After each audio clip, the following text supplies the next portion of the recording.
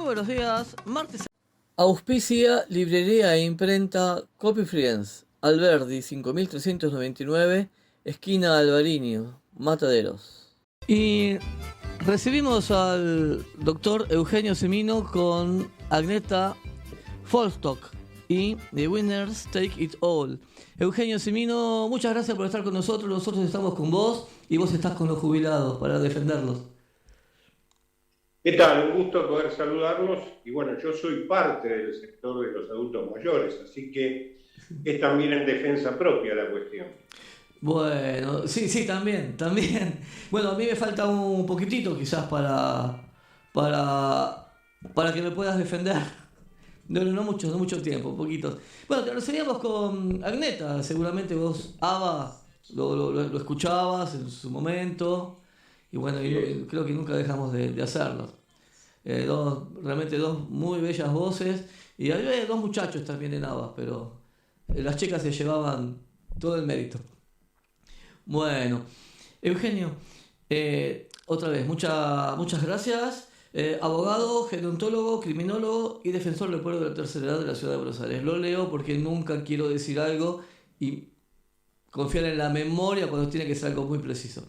Contanos un poquitito, decime, la función del defensor de los jubilados de la tercera edad. Mirá, en realidad la Defensoría del Pueblo es un órgano de garantías, Sí, que tiene la particularidad de estar como defensoría desierto a nivel nacional desde el año 2008, cuando concluyó su mandato Eduardo Mondino. Al día de hoy, por estas cuestiones de la política que me excede, porque sigo muy poco el tema de nuestro sistema político, porque aparte me parece que en muchos aspectos tiene un pensamiento bastante primitivo, bastante elemental. sí. Pero el órgano de garantías lo que pretende es básicamente hacer valer los derechos de los que no tienen voz o los que están en un grado de asimetría total con el poder del Estado, con el poder de los privados, es decir, los ciudadanos de a pie. Sí. Esta función es poco comprendida en Argentina porque muchos de estos organismos fueron cooptados como reparto de la política. Por eso hacía la mención de que el defensor del pueblo a nivel nacional no existe porque nunca hubo acuerdo para nombrarlo entre los sectores políticos, que en general nombran algún propio.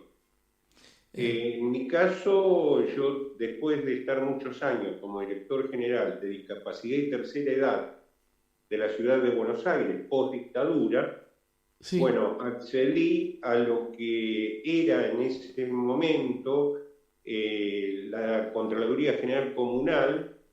Luego en el 96, cuando se logra la autonomía de la ciudad autónoma, se genera por rango constitucional de la ciudad la figura de la Defensoría del Pueblo y dentro de esa estructura la Defensoría del adulto mayor o la tercera edad que vengo desempeñando, sumando, como vos lo comentabas, una enorme cantidad de fracasos en relación a lo que es el abuso y el maltrato del adulto mayor que se da en Argentina en forma progresiva por parte de las distintas administraciones del país, ya hasta llegar a un extremo que es el que hoy estamos viviendo, ¿no?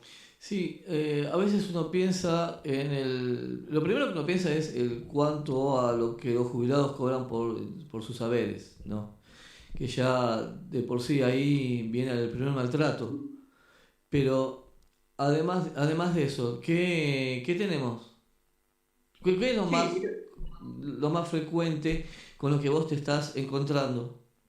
Mira, yo ahora estoy en la Defensoría y tengo una cola de, no sé, 50, 100 personas, adultos mayores, familiares, donde su máxima preocupación y sus problemas más serios emergen del sistema de salud. Sí. Es decir, no hay camas de internación, no hay provisión de medicamentos, no hay provisión de prótesis.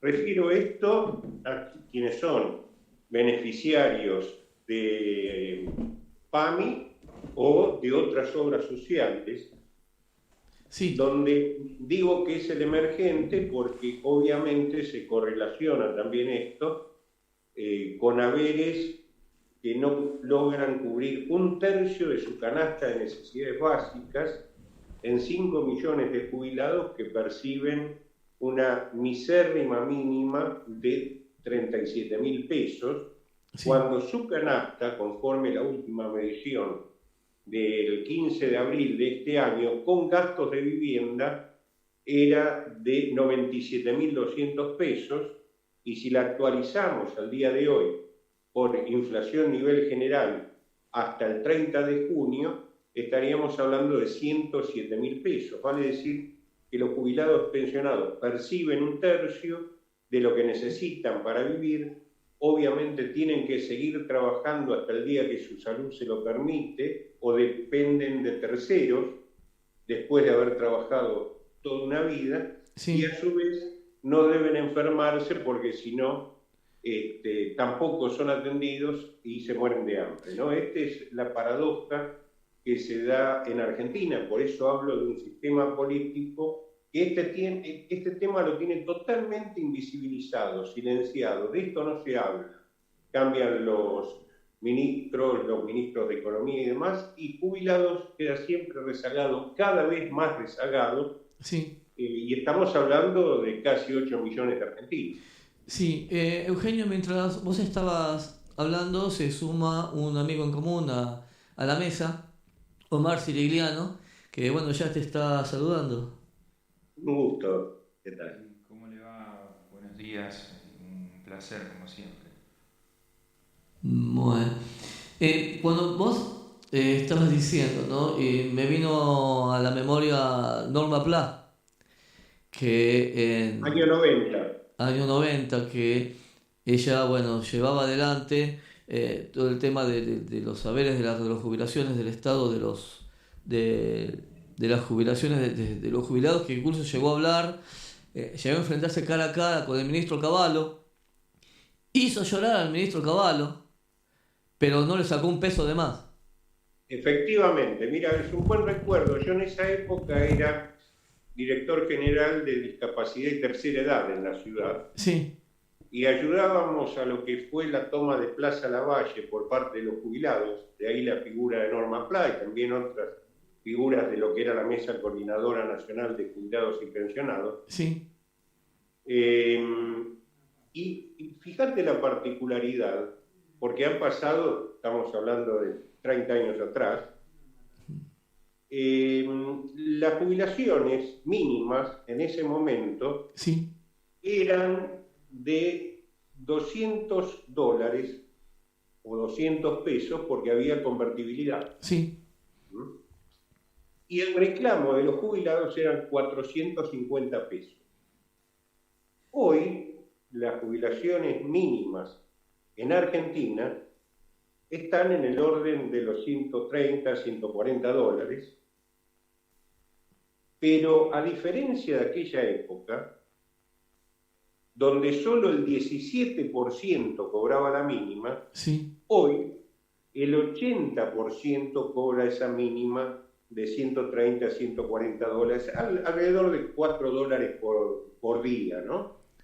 Y obviamente la canasta, estamos hablando de por lo menos 450, 500 dólares para estar en línea de flotación. sí, Digo, para llevar la moneda constante, ¿no? Porque si no, a veces con tantas devaluaciones y demás nos perdemos en el valor del peso. sí. En su momento en referencia, Norma Pla estaba luchando porque le den el doble y un poquito más de haberes, y hoy están reclamando que tenemos tienen 1/3 de sus necesidades. Omar. Así es. Sí, hoy por hoy, ¿cómo le va? Nuevamente los saludo. También se presentan nuevos desafíos porque tenemos la expectativa de vida más grande, más larga, y hoy una persona que se acerca a la edad reglamentaria para acceder al beneficio jubilatorio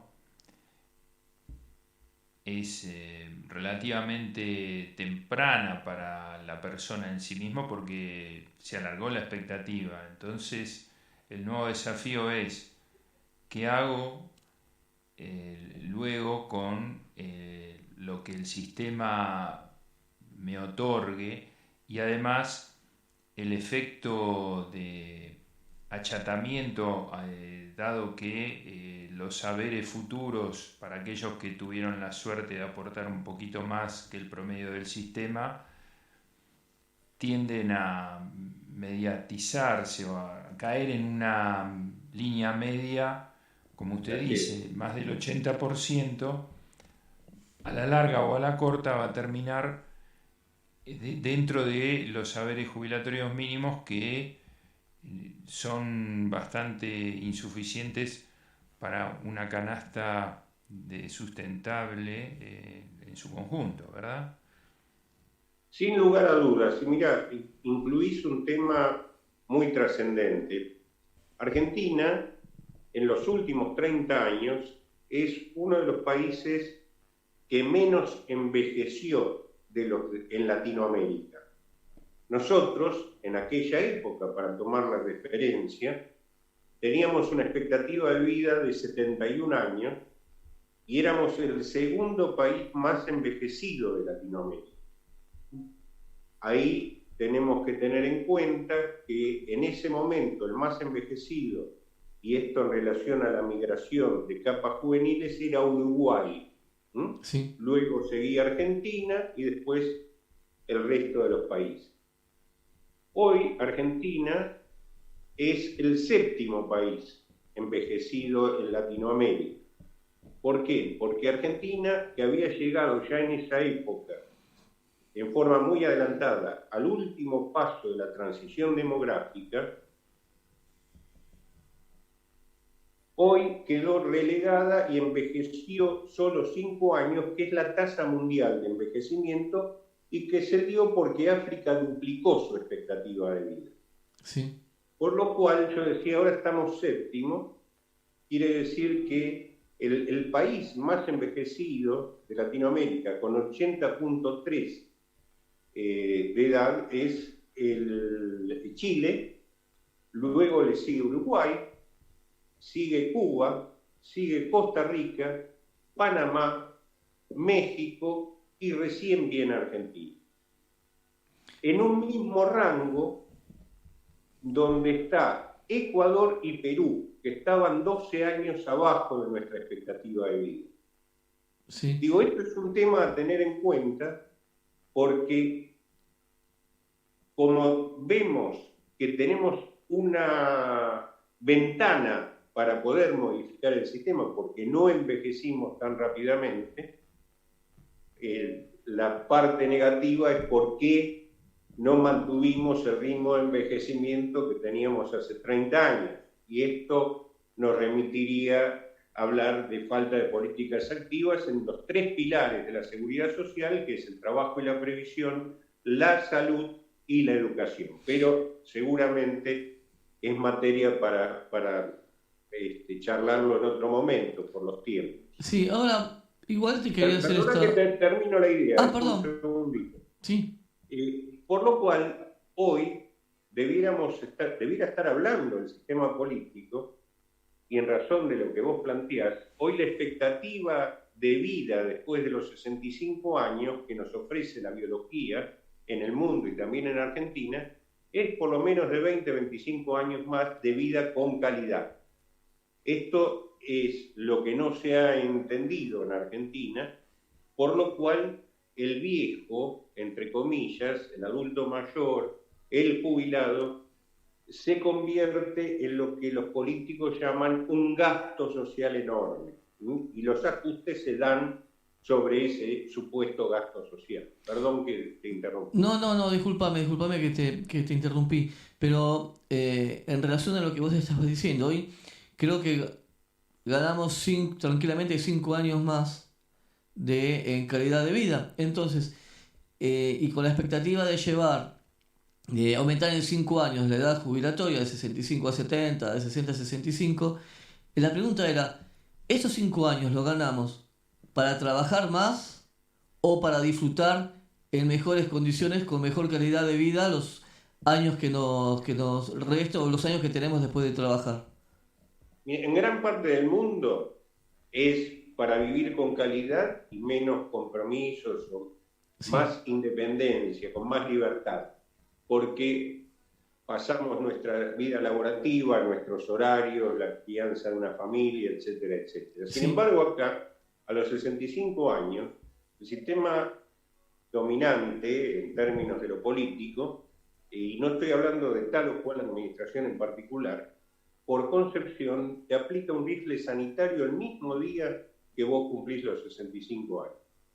Porque no podés mantener el patrimonio que adquiriste durante tu vida laborativa, sí, vas gastando tus ahorros y luego vas dependiendo de un tercero, de un hijo si lo tenés, de una familia, o de alguna ayuda, como pasa hoy, como lo vemos todos los días acá, gente que trabajó toda la vida y está esperando el bolsón de comida, está esperando ir a un comedor.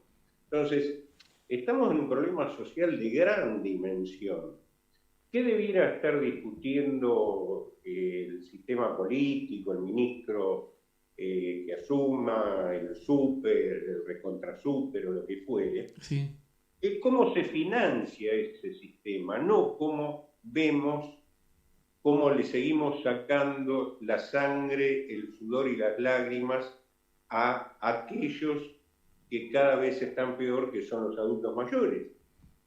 Y discutir esto es discutir cómo se financia, es, primero, sí, partir que el financiamiento, nosotros tenemos un sistema que se llama de reparto asistido, que tiene dos fuentes de financiamiento. La mitad proviene del trabajo, que son aportes y contribuciones, y la otra mitad proviene del fisco, que son impuestos. sí, De la mitad del trabajo, nosotros tenemos casi un 50% de trabajo en negro no registrado, que es responsabilidad del Estado que esté pasando, que aporta cero, no aporta nada, ni para sí ni para el sistema.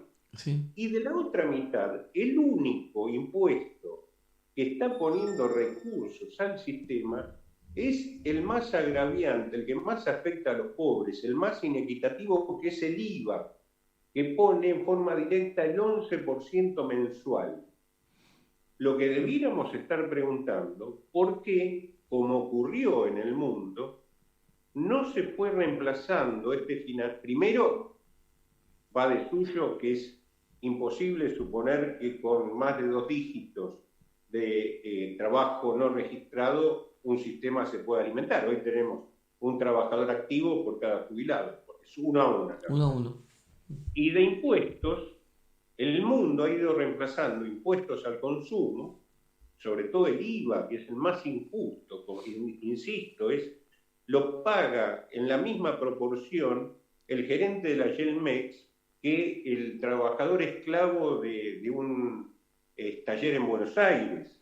Sí, Se ha reemplazado por rentas. Esto pasó primero en los países escandinavos a fines de los 80, cuando vieron que su pirámide envejecía y empezaron a juntar renta minera, renta de hidrocarburos, renta financiera para ayudar al financiamiento del sistema. Luego, en fines de los 90, 2000, ya en los 90, mediados en Europa, el Pacto de Toledo en el año 94 y demás, sí, fueron marcando ese camino. ¿Saben cuál es la diferencia? En que se determinó una concepción que dijeron, tenemos a este sujeto que ahora va a vivir 20, 25 años más después de su edad jubilatoria.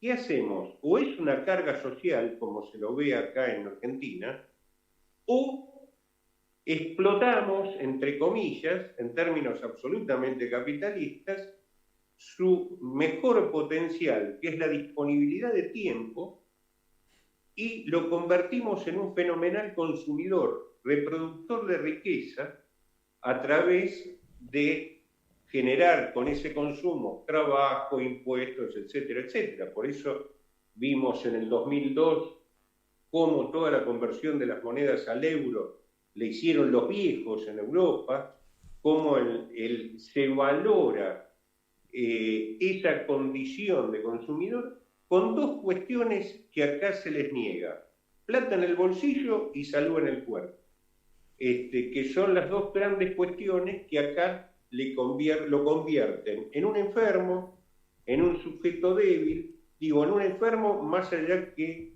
y ahí hay algunas pautas de por qué no lo discute el sistema político, porque las campañas políticas electorales de las distintas grandes fuerzas terminan siendo financiadas por la industria del medicamento, por ejemplo. Y porque también las grandes rentas que provienen de la minería, de hidrocarburos y demás, financian a este sistema político que está cristalizado en su primitivismo, en su pensamiento elemental. Sí, cuando vos nos estabas comentando, vino el tema de la parte salud, que no nombraste. Y el tema salud es dentro de la canasta de los adultos mayores, quizás lo que más incide. Sí. Ahora, eso nos lleva a PAMI. Sí, mira, hay un tema que interrelaciona los distintos componentes de la canasta. Sí. Ramón Carrillo, allá por 1950, uno de los primeros sanitaristas, decía que el primer medicamento es el alimento y el hábitat. Sí. Por lo cual, si nosotros no tenemos agua corriente, no tenemos cloaca, o no podemos comer lo que en cantidad y calidad necesitamos, lo que vamos generando es enfermedad. Es decir, no mantenemos un concepto que hoy tiene una palabra rara en Argentina, pero es el que rige en el mundo, la llamada salutogénesis. Es decir, Sí. no vamos previniendo enfermedades en el futuro. Y esto es lo que está pasando en Argentina. Por eso le asigno a que ya cuando tenemos la enfermedad, es decir, Hipócrates en el siglo antes de Cristo decía que los viejos no tienen más enfermedades que los jóvenes. Es más, hasta tienen menos. Lo que pasa, Sí. siglo V antes de Cristo, lo que pasa que los viejos, la enfermedad que tienen, la tienen para siempre. Es decir, estaba describiendo las patologías crónicas, hipertensión, diabetes, etcétera, etcétera. Esas patologías, si no tenemos la prevención durante nuestra vida, y sobre todo cuando más años tenemos, de tener un hábitat como la gente y de tener una alimentación como la gente, lo que vamos haciendo es perder calidad de vida, vamos consumiendo cada vez más medicamentos. Por ejemplo, un jubilado con 39.000 pesos no puede comprar una sal de 300 pesos de bajo contenido en sodio, por lo cual va a comprar la sal común. Sí. Por lo cual, la hipertensión la va a tener que tratar con un enalapril, estoy hablando de una droga base para la hipertensión, que cuando la empiece a tomar, más allá que el costo en lugar de 300 va a ser 3.000, cuando la empiece a tomar no va a poder dejar de tomarla porque tiene efecto rebote. Lo mismo pasa con las drogas para diabetes, etcétera, etcétera. Por lo cual, si no salimos de ese círculo vicioso, vos fijate, a mayor angustia, a mayor soledad, mayor enfermedad. Esto es lo que estamos viendo hoy. La ansiedad, la angustia de que no te alcanza para no solo comer lo que necesitas, sino lo que deseas, para ir a una recreación y demás, todo eso se convierte en enfermedad. Con el agravante, vos mencionabas al PAMI, Sí. e incluyo al resto de las obras sociales, hoy un paciente que ingresa al sistema vía el médico de cabecera en el PAMI, que muchos todavía hacen atención virtual y que en muchos casos el paciente conoce más a la secretaria del médico que al médico porque va a recibir las copias de las recetas. Sí. Cuando este médico de cabecera te deriva a un especialista, que ahora, entre comillas, se supone de libre elección a partir del viaje a Cancún de la interventora, esa libre elección es que te dan una lista de 10 profesionales que vos tenés que elegir uno. Con 8 no te vas a poder comunicar, con el 9º no trabaja más para el PAMI y con el que te comunicaste, que es el 10º, te va a dar un turno para dentro de 3 meses. Cuando llegás a ese turno, te van a dar estudios de baja y media complejidad. Una videocolonoscopía, que es un estudio elemental de rutina en el mundo para mayores de 50, Sí. te va a tardar 2 o 3 meses más para que te la autoricen y la puedas hacer. Sí. Por lo cual, se fueron 8 o 9 meses en llegar a un diagnóstico y a un tratamiento. Ergo, la enfermedad estalla, no espera, en una etapa aguda y entras al sistema con los riesgos y el costo económico a través de una guardia que también está colapsada, ¿no? Sí, lo que vos estabas diciendo, lo conozco muy bien el tema porque una persona muy allegada a mí, con sus problemas, tardó más de un año y pico en poder tener una solución que bueno, va a ser un tratamiento, pero pasó un año y pico de enfermedades que no esperan. Omar, sí, Sí, en base a toda su explicación muy completa y muy nutritiva y de mucho aprendizaje, eh, siempre con Walter dialogamos sobre qué hacer con los elementos y las limitaciones que tenemos hoy en día, qué mejores herramientas podemos emplear para predecir el futuro y llegar lo más cuidados posibles a aquellos que todavía estamos próximos a ese momento. Y como una respuesta inmediata, primero nos preocupa la falta de educación de aquella juventud que está en la mejor etapa floreciente para seguir aprendiendo y para seguir entendiendo un poco más la complejidad del mundo que vivimos y cómo elegir las mejores herramientas en términos de salud, y hablo también de salud financiera, porque es cuidar el peso si vivimos en una economía que tiene esta moneda, independientemente de lo que pase con la moneda dólar, que no se puede negar su existencia como mecanismo de intercambio comercial, como commodity, etcétera, etcétera.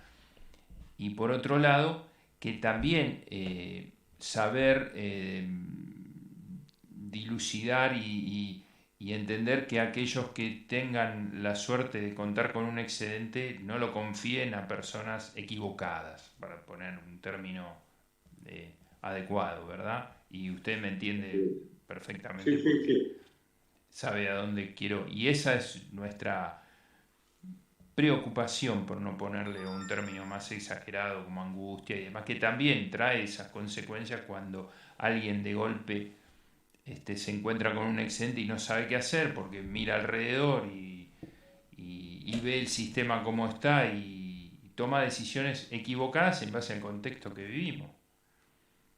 Efectivamente, la falta de previsibilidad genera ese tipo de situaciones.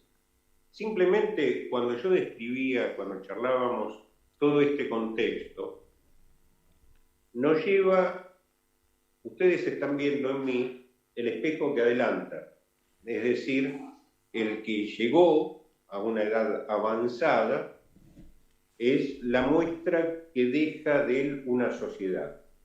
Hoy tenemos una sociedad que nosotros llamamos técnicamente geraspofóbica, es decir, tiene un gran miedo al envejecimiento. Y tiene que ver ese miedo a que al ver este espejo ven la configuración de futuro, de exclusión, de pobreza, de asexualidad, de negación del deseo. Por lo cual, ¿por qué llegar? Por eso el paradigma es Dorian Gray en nuestra sociedad, es decir, quiero ser como soy ahora y de ninguna otra forma en el futuro. Es decir, quiero eternizarme en los 30, 40 años que tengo, porque si no, mirá lo que es un viejo hoy. Y esto genera una gran traba, que es, ¿por qué voy a elaborar en este proyecto, en este contexto, un proyecto de vida como joven? ¿Por qué voy a encarar un proyecto a largo plazo si en realidad el que llegó a esa estación es esto que yo veo y no quiero ser, y me da miedo? Entonces, es el primer tema que tenemos que desentrañar hoy, porque fíjense que este tipo de sociedades generan conductas tanáticas en la juventud. Yo me meto para adentro, hago una simbiosis, no tengo dicción, es decir, tengo adicción, por lo cual huyo de esto, por lo cual lo que estoy señalando que el problema del adulto mayor o del viejo, como se lo quiera llamar, no importa, es mucho más profundo que lo que está sufriendo el sujeto que llegó. Es decir, es parte de un contexto social que tenemos que tener en cuenta para modificarlo. Obviamente, la primera reflexión es que el envejecimiento es lo mejor que nos puede pasar en la vida, porque si no, juguemos cuál es la alternativa, es quedarnos en el camino. El que no envejeció es porque se murió. Por lo cual tenemos que ver soluciones que se pueden dar, cambiando el concepto de que uno cuando se jubila de la vida. No, se jubila de un trabajo. Es decir, es una nueva puerta para generar nuevos proyectos de vida. Es decir, yo que soy un caso de envejecimiento precoz, al año y 8 meses era viejo para usar chupete, a los 30 años era viejo para jugar al fútbol. Del sexo no hablo porque tengo más de 50. Es decir, siempre tenemos puertas que cerramos o que se nos cierran y hay muchas otras que se abren. Yo a mi edad sigo trabajando, sigo dando clases en varias universidades y en algunas sin honorarios ni nada. ¿Pero por qué? Porque no tengo la limitación al día de hoy de tener un haber de 37.000 pesos. Por eso sigo trabajando en forma activa. Sí. Por eso a los 70 años no me va a renovar la Universidad de Buenos Aires, donde hice mis primeras carreras de grado, sí, la posibilidad de seguir dando clases, mientras que en universidades de Europa, de España, estoy dando clases en la Autónoma de Madrid y de Barcelona, automáticamente me dejan seguir dando clases hasta que yo pueda, decida o hable cuestiones inconvenientes por algún trastorno mental o lo que fuere. Entonces, me parece que esto es lo que tenemos que comprender como sociedad, que el ir envejeciendo es ir tomando nuevas experiencias, nuevas formas de producción y nuevas formas de consumo también. Tal vez hoy se piensa que llegar a viejos es una forma y a ver cómo hacemos para subsistir en esa etapa de la vida, cuando en realidad lo que tenemos que hacer es desde ya ir formando en cuanto a prevención de salud, que eso hay que hacerlo desde un primer momento, ir formando para que cuando nos llegue el momento podamos disfrutar de ese tiempo que tenemos para nosotros, para nuestros nietos, para lo que querramos hacer. Tampoco es retirarse, como vos decías, retirarse de una actividad si es que a vos esa actividad te da un gusto, tal vez una necesidad, pero te da un placer de poder hacerlo. Pero el tema es que no es que lo tengas que hacer por obligación para poder seguir comiendo. Así es.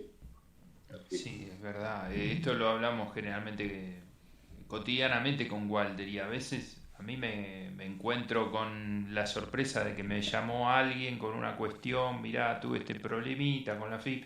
No me pongo a pensar la hora, bueno, si estoy disponible le digo, mirá, resolvelo, tenés la herramienta, pero Y bueno, comprometete y vas a aprender vos también y te vas a hacer un beneficio a vos y va a ser una oportunidad, una ventana, como dijo recién usted, Así es. para que te abra a ese mundo que parece tan inhallable como es entrar a una página con la clave fiscal. No, ahora está al alcance de todo. Bueno, y esa es una clave también, ¿no? Poder Así ser es. maleable al conocimiento y al aprendizaje. Por eso creo que tenemos que comprender esto y lo tenemos que hacer valer como sociedad. Tenemos que hacer que los sistemas decisorios de esta sociedad cambien su mentalidad, lo comprendan. Fíjate que no hay nada más caro para un Estado, que esto es lo que no se comprende, que mantener la pobreza, que mantener la exclusión.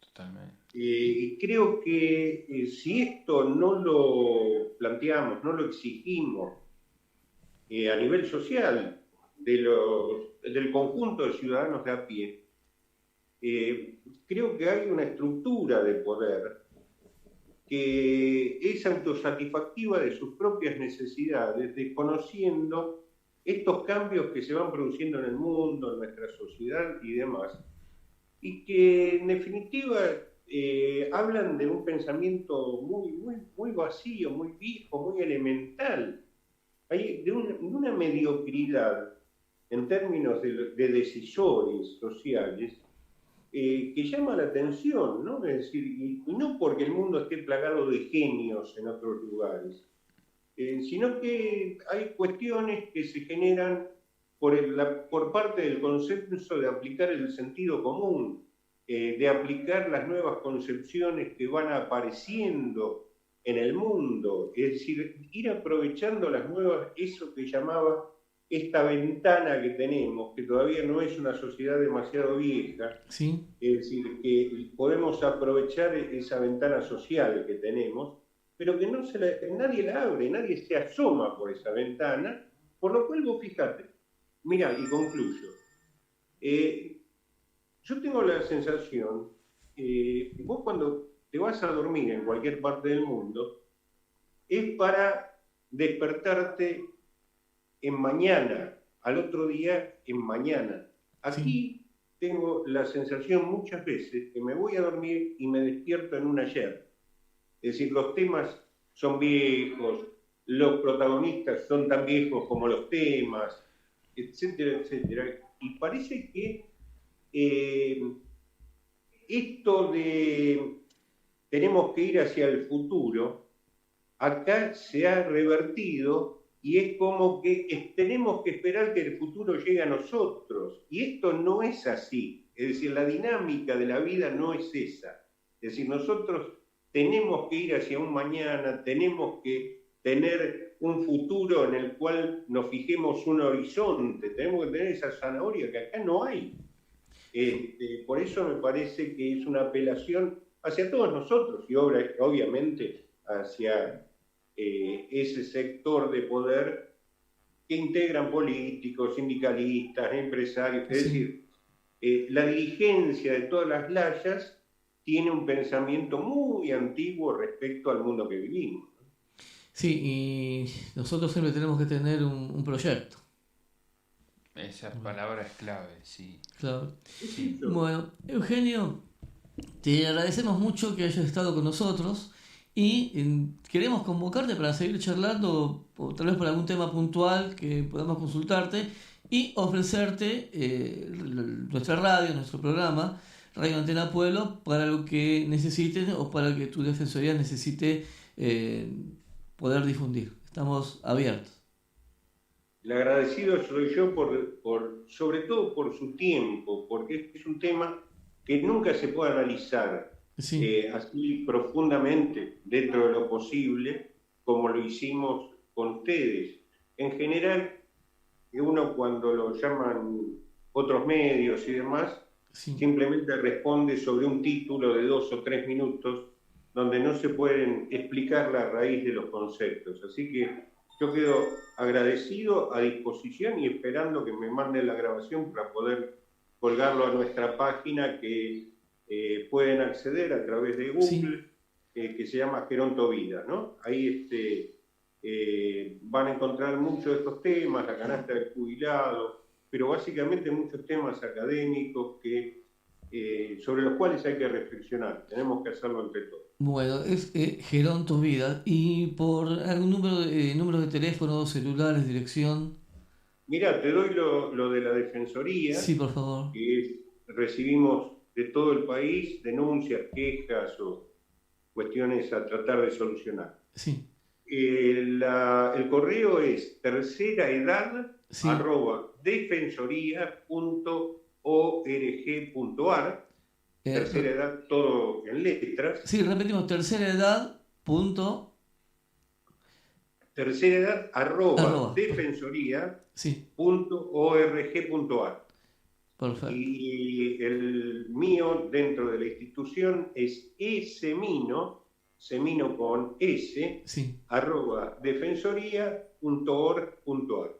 El teléfono, con 011 si llaman del interior, es 4338-4900. Son líneas rotativas y pueden tener costo revertido cuando llaman fuera de jurisdicción. Bueno, perfecto. Después el programa, nosotros subimos a YouTube, en nuestro canal de YouTube, el programa entero y por separado las entrevistas. Así que eso te vamos a mandar tanto el programa como las entrevistas para que después ustedes puedan difundir todo lo que guste. Mira, acá ya está saliendo no en el Zócalo porque lo tenemos arriba, pero está saliendo en las direcciones. Omar, tú...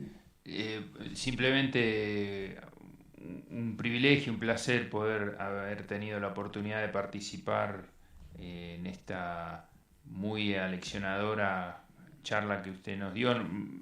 Vino a completar un círculo de incógnitas que veníamos atravesando, cómo mezclar la realidad del día a día y la lucha diaria, no sé si llamarla lucha o el desafío de cómo llegar a fin de mes versus el paso del tiempo y la tercera edad próxima por venir. Y usted mencionó palabras clave como el espejo, el horizonte, ¿no? En el cual desde ahora, con ese ayer que debemos sacarnos como esa mochila innecesaria, decir, bueno, el desafío es cambiar el rumbo, pero con mucho más virtud, optimismo y no bajar los brazos, sobre todo.